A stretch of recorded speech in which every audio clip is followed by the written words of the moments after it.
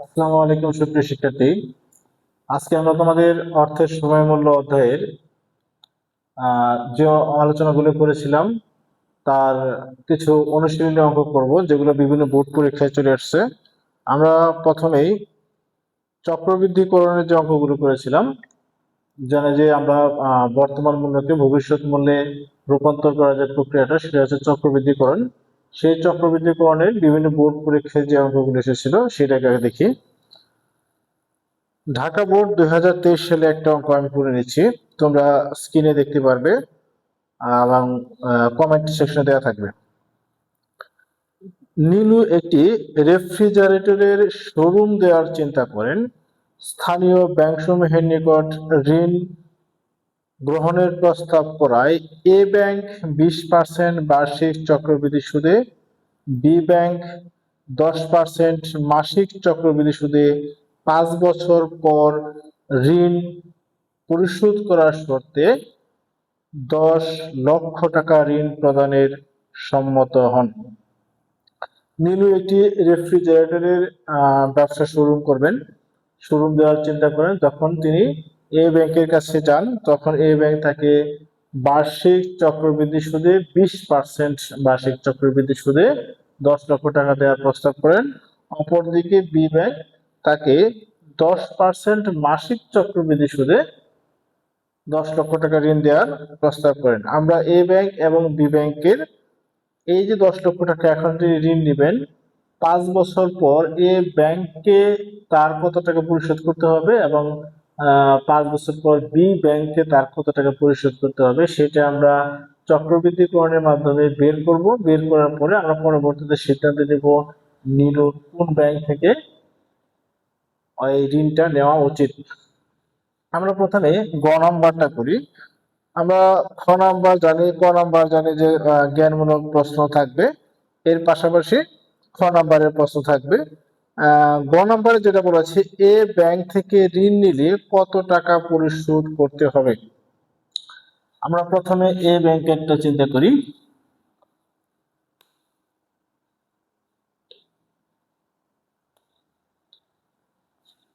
এ bank তাকে যে শর্ত দিয়েছিল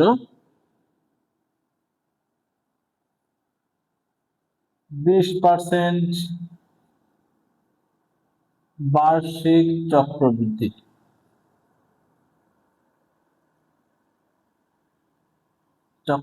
20% বার্ষিক চক্রবৃদ্ধিকরণ, 5 বছরের জন্য ঋণ নিবে। বছর থাকবে 5 বছরের ঋণ। ঋণের পরিমাণ হচ্ছে 10 লক্ষ টাকা। ঋণের পরিমাণ 10 লক্ষ, অর্থাৎ এই 10 লক্ষ টাকা হচ্ছে বর্তমান মূল্য। আমরা জানি চক্রবৃদ্ধিকরণের যে সূত্রটা জানি, এফ ভি, অর্থাৎ এটা ফিউচার ভ্যালু বের করবো, equal to PV into 1 + i⁻n, যেখানে পিভি সমান 10 লক্ষ টাকা দেয়া রয়েছে, আই সমান হচ্ছে 20% বা 0.20, এন 5 ইয়ার্স। তো আমরা এফ বি বের করবো। এফ বি মানে ফিউচার ভ্যালু, পিভি মানে প্রেজেন্ট ভ্যালু। এফ বি হচ্ছে কি, পিভি পরিমাণ আমরা নিই 10 লক্ষ টাকা ইন্টু 1 + আয়ের পরিমাণ 0.20, এন এর পরিমাণ হচ্ছে 5 ইয়ার্স। 10 লক্ষ টাকা ইন্টু 1.20 × 5। এখন আমরা 10 লক্ষ টাকাকে এখানে রাখবো। এই 1.20 এটাকে আমরা 5 দিয়ে পাওয়ার করবো, 5 বছর দিয়ে পাওয়ার করে যে মানটা হয় সেটা আমরা এখানে বসাবো। আমরা ক্যালকুলেটরে বের করে নিই।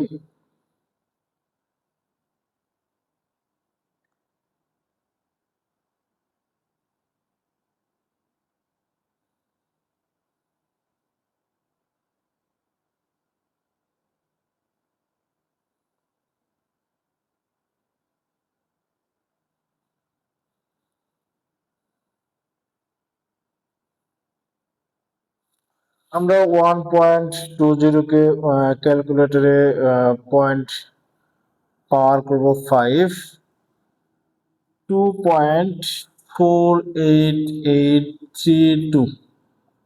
1.20 কে যদি আমরা টু দি পাওয়ার 5 করি 2.48832। এখন এই 10 লক্ষকে 2.48832 দিয়ে গুণ দেব। 10 লক্ষ 1 2 3 গুণন 2.48832, অর্থাৎ 5 বছর পর এ ব্যাংকে নীলুকে পরিশোধ করতে হবে 24,88,320 টাকা। আমরা এ ব্যাংকে পরিশোধের পরিমাণটা আমরা এখানে লিখে দিই। এ ব্যাংকে দিতে হবে 24,88,320 টাকা, এটা আমরা লিখে নিলাম। পরবর্তীতে আমরা বি ব্যাংকে তাকে কত টাকা পরিশোধ করতে হবে সেটা আমরা একটু বের করি। বি ব্যাংকের শর্ত কি ছিল?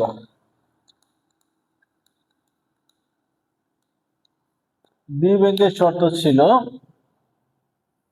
10% মাসিক চক্রবৃদ্ধি। মাসিক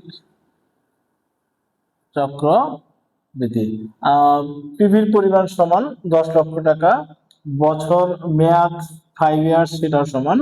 এখানে হচ্ছে 10% মাসিক চক্রবৃদ্ধি, যেহেতু মাসিক চক্রবৃদ্ধি চলে আসতেছে, যদি বছরে একাধিকবার চক্রবৃদ্ধি করা হয় তখন আমাদের অতিরিক্ত একটা আইটেম আসে যেটার নাম হচ্ছে বছরের চক্রবৃদ্ধিকরণের সংখ্যা, যেটাকে আমরা এম দিয়ে প্রকাশ করব। বছরের চক্রবৃদ্ধিকরণের সংখ্যা এখানে যেহেতু মাসিক তার মানে 12, এখানে থাকবে এম এর পরিমাণ 12।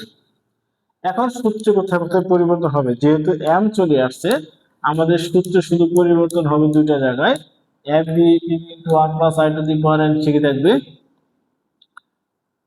এখানে এম দিয়ে ভাগ দেব আর এটার সাথে এম দিয়ে গুণ দেব, অর্থাৎ PV into 1 plus I divided by M into 1 N M N অথবা এন ইনটু এম।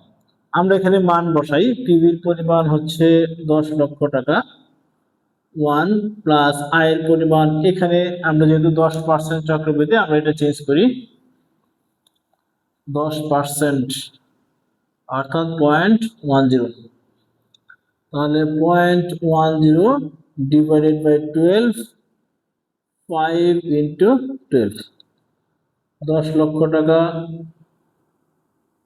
1 প্লাস 0.20 কে আমরা 0.10 কে আমরা ভাগ দেব হচ্ছে 12 দিয়ে।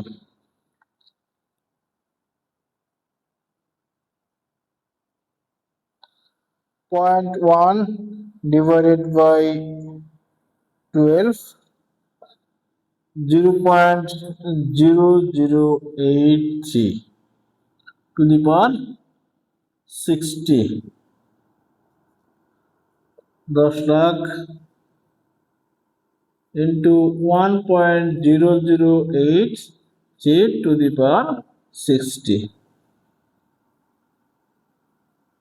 10 লাখ গুণন।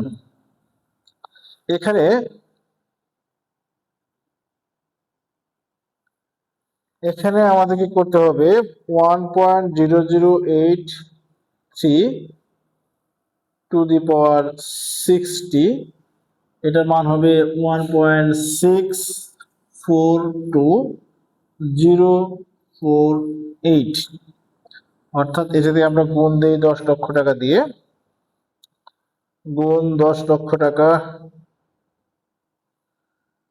16,42,048.67, অর্থাৎ 70 টাকা। বি ব্যাংক থেকে যদি সে ঋণ নেয়, নীল ঋণ নিলে, তাহলে তাকে পরিশোধ করতে হবে 5 বছর পরে 16,42,448 বা 49, যেটাই বলো, পয়েন্ট। এটা খুবই স্পষ্ট ভাবে দেখা যাচ্ছে যে যদি সে ব্যাংক থেকে ঋণ নেয় তাহলে তাকে অনেকগুলো টাকা অতিরিক্ত পরিশোধ করতে হচ্ছে। এখন আমাদের সিদ্ধান্ত দিতে হবে।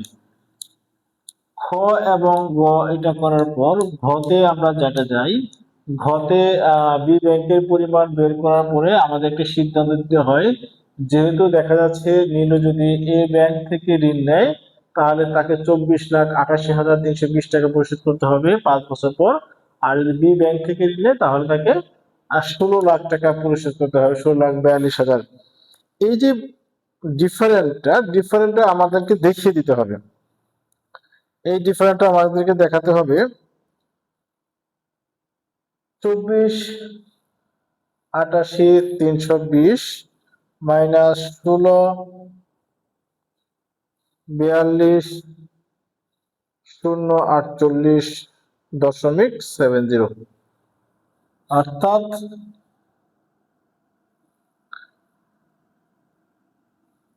8,46,271 টাকা 71.30 টাকা তাকে যদি বি ব্যাংক থেকে ঋণ নেয় তাহলে 8 লাখ টাকার উপরে তাকে কম পরিশোধ করতে হচ্ছে 5 বছরের জন্য। অর্থাৎ অবশ্যই সে বি ব্যাংক থেকে ঋণ নেবে। তোমাদের 2023 সালে ঢাকা বোর্ডে যে অঙ্কটা এসেছিল, সিদ্ধান্ত কিভাবে দিতে বলা হয়েছে সেটা তোমাকে ওইভাবে লিখে দিতে হবে। জনাব এ ব্যাংক ও বি ব্যাংক এর মধ্যে কোনটি থেকে ঋণ গ্রহণ সুবিধাজনক? গাণিতিক যুক্তি দাও। তোমাকে স্পষ্ট দেখা যাচ্ছে বি ব্যাংক থেকে যদি ঋণ নেই তাহলে আমাকে প্রায় 9 লক্ষ টাকা 8,46,000 টাকা কম পরিশোধ করতে হচ্ছে। তার মানে আমাদের বি ব্যাংক থেকে ঋণ নেওয়া যুক্তিযুক্ত, সুবিধাজনক বলতে পারো। আমরা আরেকটি অঙ্ক দেখি। কুমিল্লা ও চট্টগ্রাম বোর্ডে চলে আসছিল 2025 সালের অঙ্ক। রিসেন্টলি অঙ্ক যেটা আসছিল সেটা হচ্ছে জনাব অয়ন সম্প্রতি চাকরি থেকে অবসর গ্রহণ করেন। তিনি এককালীন প্রাপ্ত অর্থ 8 লক্ষ টাকা ব্যাংকে জমা রাখতে চান। এক্ষেত্রে অরিত্র ব্যাংক, আমরা দ্বিতীয় অঙ্কটাতে যাই। 2025 সালের কুমিল্লা বোর্ড এবং চট্টগ্রাম বোর্ডে এসেছিল 8 লক্ষ টাকা অরিত্র ব্যাংকে জমা রাখতে চান। অরিত্র ব্যাংকের কন্ডিশন কি? অরিত্র ব্যাংক 9% বার্ষিক মুনাফা প্রদানের প্রস্তাব করেন। 9% বার্ষিক মুনাফা। আমাদের এই তথ্যগুলো সবচেয়ে গুরুত্বপূর্ণ এবং এগুলো খুব সুন্দর মতো বুঝে বের করতে হবে। অপরদিকে নক্ষত্র ব্যাংক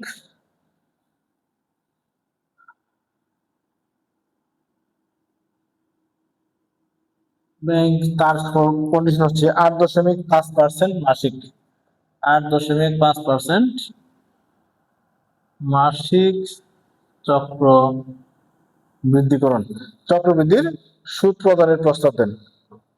সিম্পল একটা অঙ্ক।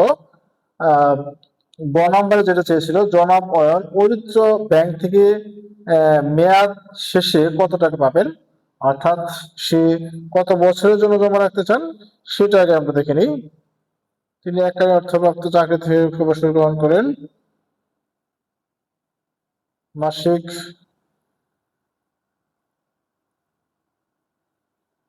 এখানে জনাব অয়ন সম্প্রতি চাকরি থেকে অবসর গ্রহণ করেন। তিনি এককালীন প্রাপ্ত অর্থ প্রতি 8 লক্ষ টাকা ব্যাংকে জমা রাখতে চান। এক্ষেত্রে অরিত্র ব্যাংক থেকে বার্ষিক 9% হারে মুনাফা প্রদানের প্রস্তাব করে। অপরদিকে নক্ষত্র ব্যাংক 8.5% মাসিক চক্রবৃদ্ধিতে মুনাফা প্রদানের প্রস্তাব করে।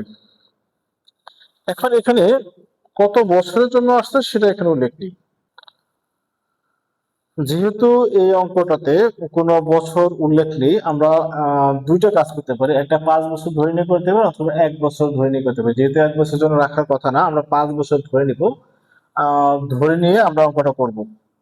এখন আমরা জানি যে চক্রবৃদ্ধিকরণের সূত্র হচ্ছে FV equal to PV into 1 plus I to the power n। আমরা অরিত্র ব্যাংকের কাজটা আগে করি।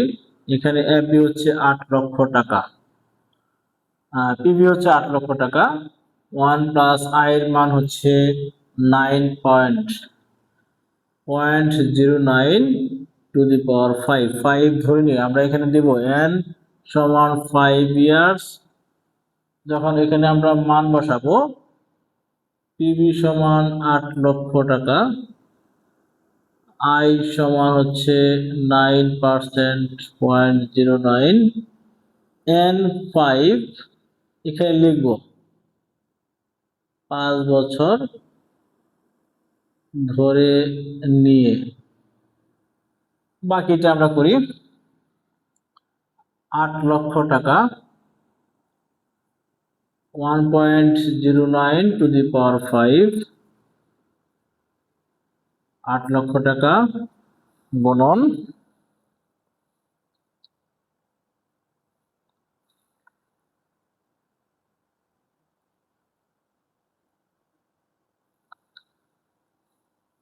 1.09 to the power 5, 1.538624 গুণন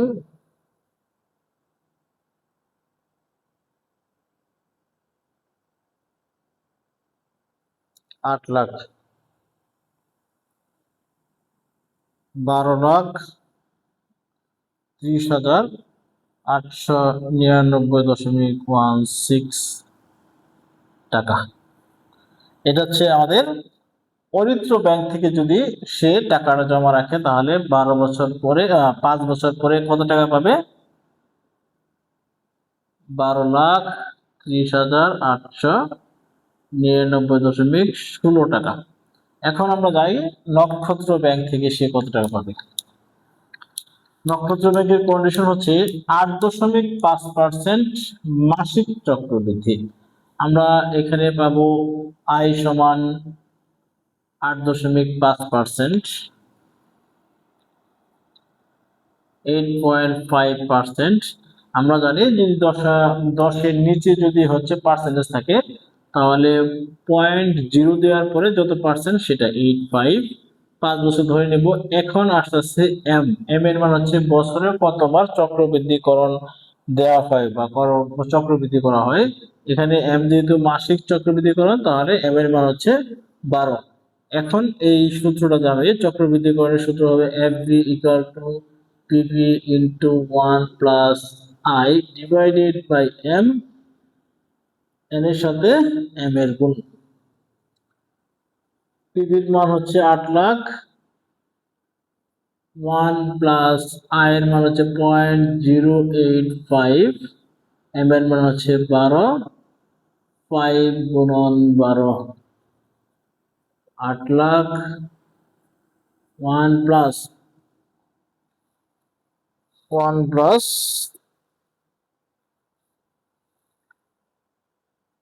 0.085 divided by 12.0071 to the power 60।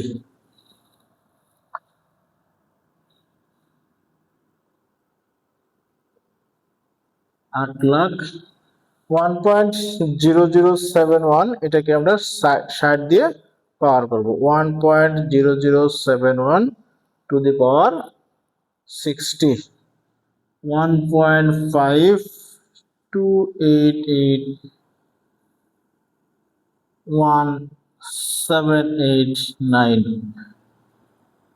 যে কয়টা সংখ্যা নেওয়া যায় সমস্যা নেই। 8 লাখ গুণন 1.52881789, এখান থেকে সে টাকা পাবে 12,23,054 টাকা। যদি নক্ষত্র ব্যাংকে টাকা জমা রাখে, নক্ষত্র ব্যাংক তাকে দিবে 12,23,054 টাকা। এখন তাকে সিদ্ধান্ত জানাতে হবে সে কোন ব্যাংকে টাকা জমা রাখবে। এখানে স্পষ্ট দেখা যাচ্ছে যদি সে নক্ষত্র ব্যাংকে থেকে টাকা জমা না রেখে সে অরিত্র ব্যাংকে টাকা জমা রাখে, প্রায় 7,000 টাকার উপরে তার অতিরিক্ত টাকা পাওয়ার সম্ভাবনা রয়েছে।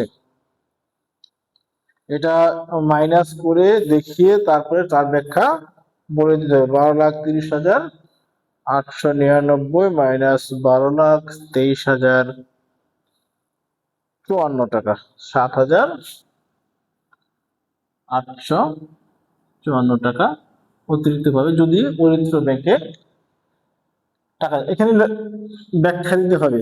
লক্ষ্য করা যাচ্ছে যে, এটুকু লেখার পর লক্ষ্য করা যাচ্ছে যে জনাব কে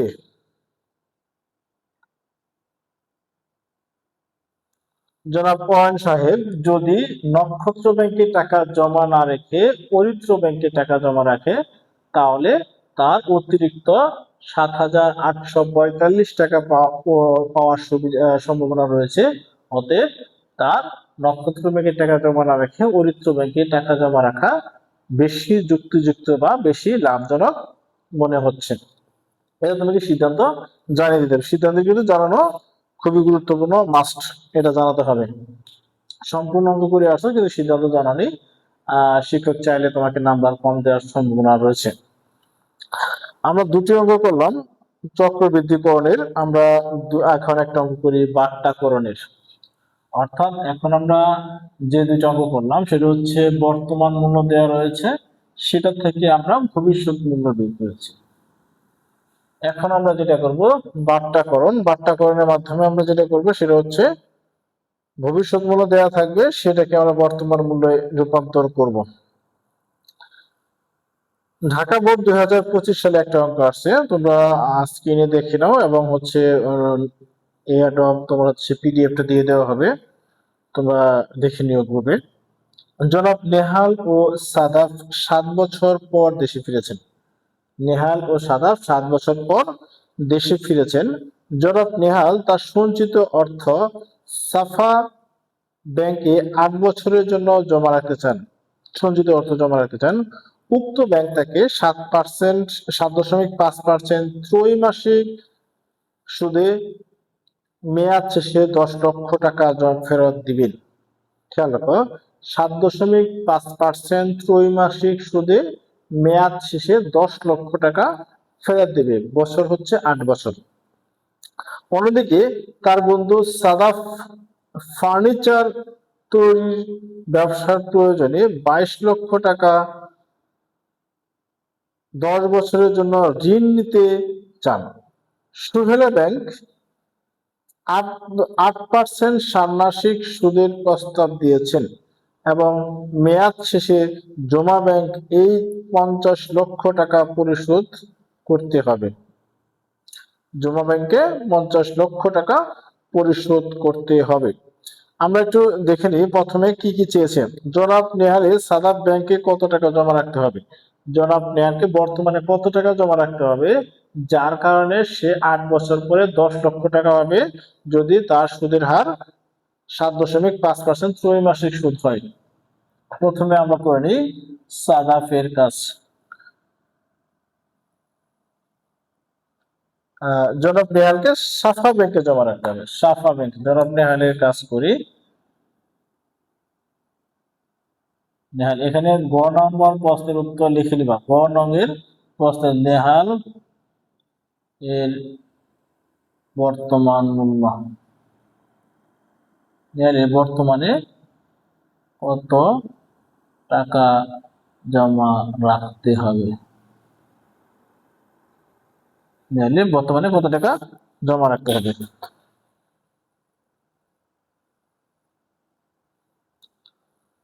প্রথম হচ্ছে শর্ত হচ্ছে, আমরা জানি এখানে কি কি দেওয়া আছে, তার ভবিষ্যতে সে পাবে হচ্ছে 10 লক্ষ টাকা, তার মানে এটা হচ্ছে এফবি। আয় হচ্ছে সুদের হার 7.5%, অর্থাৎ 0.075। এম এখানে হচ্ছে ত্রৈমাসিক, মানে 3 মাস পর পর, 3 মাস পর পর যদি হয় বছরে 4 বার সুদ গণনা করা হয়। আর এন হচ্ছে নাম্বার অফ ইয়ার্স, 8 ইয়ার্স। তাহলে আমরা জানি কি বের করতে হবে, এখানে এফবি যেহেতু দেওয়া রয়েছে বাট্টা কয়েনের মাধ্যমে এই এফবি এর বর্তমান মূল্যটা বের করতে হবে, পিবি বের করতে হবে। পিবি সমান জানি FB divided by 1 plus I by M to the power M N. এখানে এফবি এর মান দেওয়া রয়েছে 10 লক্ষ টাকা, 1 প্লাস আই এর মান রয়েছে 0.075 divided by 4 to the power 4 into 5, 10 লক্ষ টাকা ডিভাইডেড বাই, আমরা একটু সংক্ষিপ্ত করে ফেলি, একটা লাইন কম লিখি।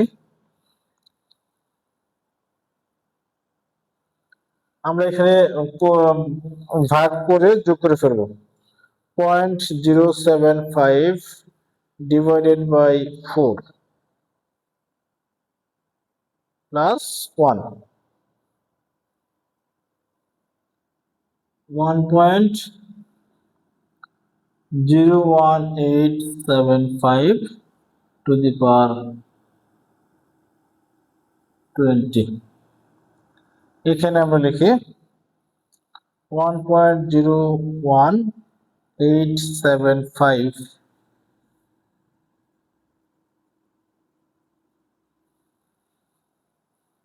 to the power 20, 1.449948। তাহলে টাকার পরিমাণ আসতেছে 10 লাখ ভাগ 1.449948,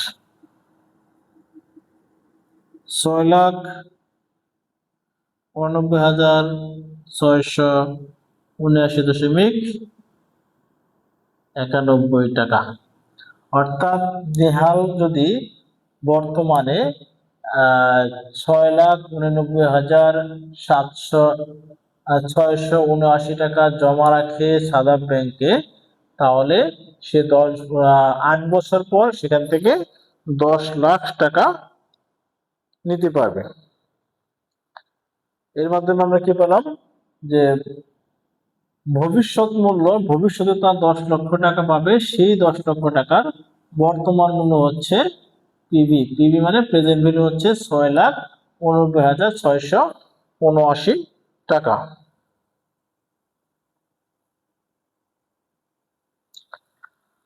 আমরা ঘ নম্বরে কি চেয়েছি এটা দেখি।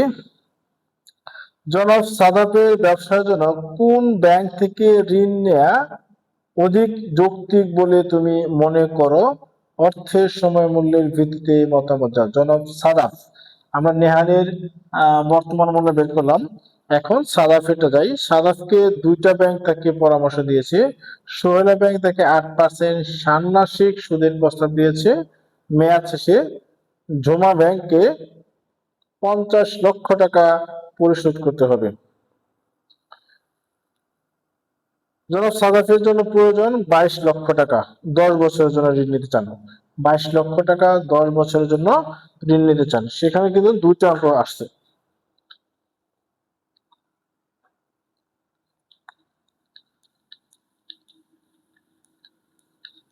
এখন দেখো, জনাব সাদাফের জন্যই দুইটা ভ্যালু আমাদের বের করতে হবে।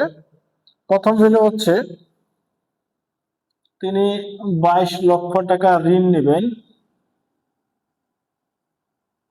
অর্থাৎ এখন নেবেন, ঋণ নেবেন 22 লক্ষ টাকা 10 বছরের জন্য।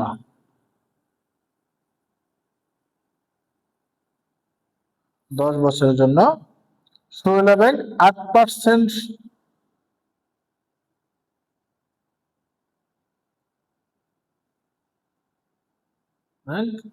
8% ষান্মাসিক সুদের প্রস্তাব দিয়েছে। ষান্মাসিক, এই শব্দগুলো আমাদের মুখস্থ থাকতে হবে এবং এটা অর্থটা মুখস্থ করতে হবে। ষান্মাসিক, ষান্মাসিক চক্রবৃদ্ধি বা ষান্মাসিক সুদ, ষান্মাসিক চক্রবৃদ্ধি লিখতে পারি। ষান্মাসিক সুদ, ষান্মাসিক মানে হচ্ছে 6 মাস পর পর, অর্থাৎ 6 মাস পর পর যদি সুদের হার করা হয়, তাহলে আমাদের বছরের চক্রবৃদ্ধি সংখ্যা হচ্ছে 2 বার, আর m এর মান হবে 2। এখন এখানে যেটা করতে হবে, এই 22 লক্ষ টাকার 10 বছর পরের মূল্য তাকে বের করতে হবে। এখানে আমরা করব 22 লক্ষ টাকার 10 বছর পরের মূল্য বের করব। পরবর্তীতে দেখব যে যদি সে ঝুমা ব্যাংক থেকে ঋণ নেয়, ঝুমা ব্যাংক থেকে যদি এখন ঋণ নেয়, তাহলে তাকে পরিশোধ করতে হবে 10 বছর পরে 50 লক্ষ টাকা। যদি এই ব্যাংক, এটা কোন bank? সুহেলা bank.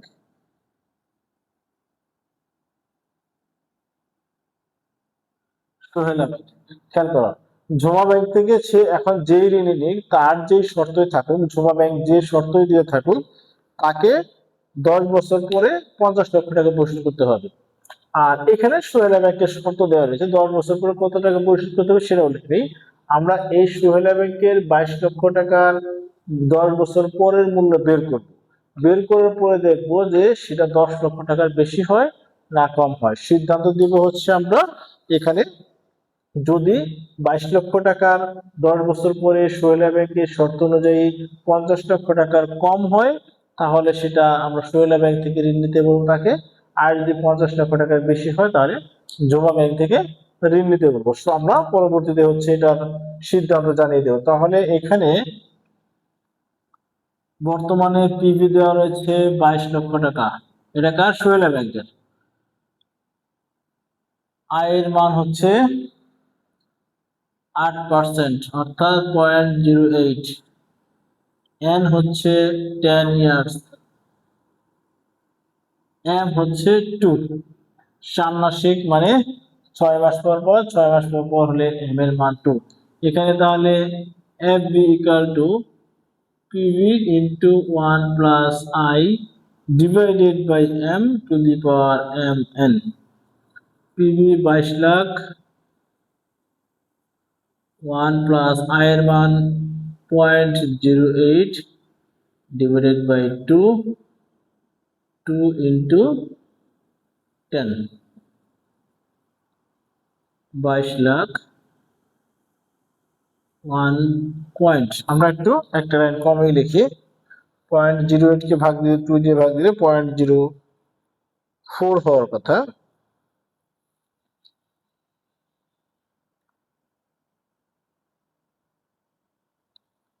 Point 0.08 divided by 2, 0.04, 1.04 to the power 20, 22 lakh গুণন যোগ 1.04 to the power 20, 2.191123 গুণন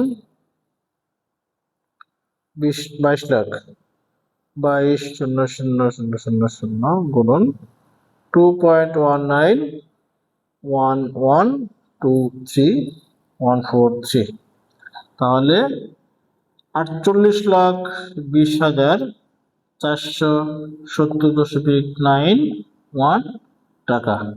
অর্থাৎ জনাব সাদাফ যদি তার ফার্নিচার ব্যবসার জন্য সোহেলা ব্যাংক থেকে 22 লক্ষ টাকা ঋণ নেয় সোহেলা ব্যাংকের কন্ডিশন অনুযায়ী, তাহলে তাকে 10 বছর পরে 48,20,470 টাকা পরিশোধ করতে হবে। যেখানে জমা ব্যাংক থেকে, জমা ব্যাংক যে ঋণ দিয়েছে, যদি এখানে উল্লেখ নাই, জমা ব্যাংক যে শর্ত দিয়েছে সেই শর্ত অনুযায়ী তাকে 10 বছর পরে 50 লক্ষ টাকা পরিশোধ করতে হবে, যেটা সোহেলা ব্যাংক থেকে প্রায় 1,80,000 টাকা কম। অর্থাৎ তাকে, জনাব সাদাফকে অবশ্যই সোহেলা ব্যাংক থেকে ঋণ নেওয়া খুবই যুক্তিযুক্ত এবং সুবিধাজনক, লাভজনক, যেটাই বড়, লাস্টে সিদ্ধান্ত জানিয়ে দিতে হবে। তো আমরা আজকে অর্থের সময় মূল্য অধ্যায় থেকে 2টা চক্রবৃদ্ধিকরণ এবং বাট্টাকরণের যে অঙ্কগুলো জানলাম। আশা করি এই গত ক্লাসের যে অঙ্কগুলো দেখানো হয়েছে এবং যথাযথ আলোচনা করা হয়েছে, পাশাপাশি আজকে যে সমাধানগুলো করা হলো বোর্ড পরীক্ষার প্রশ্নের, আশা করি যে এই অঙ্কগুলো তোমরা যদি বারবার করো, বোর্ডের যে অঙ্কগুলো আসে সাধারণত এই দুইটা ঘুরিয়ে ফিরিয়ে আসে। বিশেষ করে খ নম্বরে যেটা আসবে, তোমাদেরকে প্রকৃত সুদের হার নির্ণয়ের যে প্রসেসটা সেটা অবশ্যই ম্যাক্সিমাম বোর্ডে এই অঙ্কটা আসে, প্রকৃত সুদের হার নির্ণয় করো। এর পাশাপাশি ক নম্বরে এবং খ নম্বরে যে গুরুত্বপূর্ণ যে প্রশ্নগুলো আসে তোমাদেরকে ইতিমধ্যে পূর্ববর্তী ক্লাসের কমেন্ট সেকশনে এগুলো দিয়ে দেওয়া হয়েছে। আমরা এটা পোস্ট করে দিয়ে দেবো যে অর্থের সময় মূল্যের গুরুত্বপূর্ণ সংক্ষিপ্ত প্রশ্নগুলো কি কি। বেশি না, 10-12টা প্রশ্ন পড়লেই এগুলো কমন করে, খুবই কমন জিনিস, বারবার এগুলো রিপিট হয় প্রশ্নগুলো। প্রকৃত সুদের হার, তারপর হচ্ছে তোমার রুল 72 কি, তারপর হচ্ছে সুযোগ ব্যয় কি, বাট্টাকরণ, চক্রবৃদ্ধিকরণ কি, বাট্টাকরণ এবং চক্রবৃদ্ধিকরণের মধ্যে পার্থক্য লেখো। এগুলো 10-12টা প্রশ্ন যেগুলো বারবার ঘুরে ফিরে বিভিন্ন বোর্ডে চলে আসে। তো এগুলো পড়লেই তোমাদের বোর্ড পরীক্ষার প্রশ্ন আশা করি কমন করবে। এবং চক্রবৃদ্ধিকরণের যে অঙ্কগুলো করা হয়েছে এবং বাট্টাকরণের যে অঙ্কগুলো করা হয়েছে সেগুলো করলেও আশা করি তোমাদের ভালো মতো বোর্ডের অঙ্কগুলো কমন পড়বে। তো আজকের মতো এই পর্যন্তই। আমরা অর্থের সময় মূল্য নিয়ে আমাদের আহ যে সিরিজ দুইটা ক্লাস, সম্পূর্ণ ক্লাস এটা আমাদের আজকে শেষ হয়ে যাচ্ছে। যদি মনে করো যে পরবর্তীতে কোন বোর্ডে যদি এর বাইরে কোনো কিছু দেখো যে চলে আসছে, তাহলে তোমরা কমেন্ট সেকশনে জানাতে পারো এবং গ্রুপে অথবা হচ্ছে পেজে মেসেজ করতে পারো যে এই অঙ্কটা কিভাবে হবে। আমরাই হচ্ছে তোমাদেরকে ওখানে সমাধান করে দেওয়ার চেষ্টা করবো। আজকের মতো এই পর্যন্তই। আসসালামু আলাইকুম।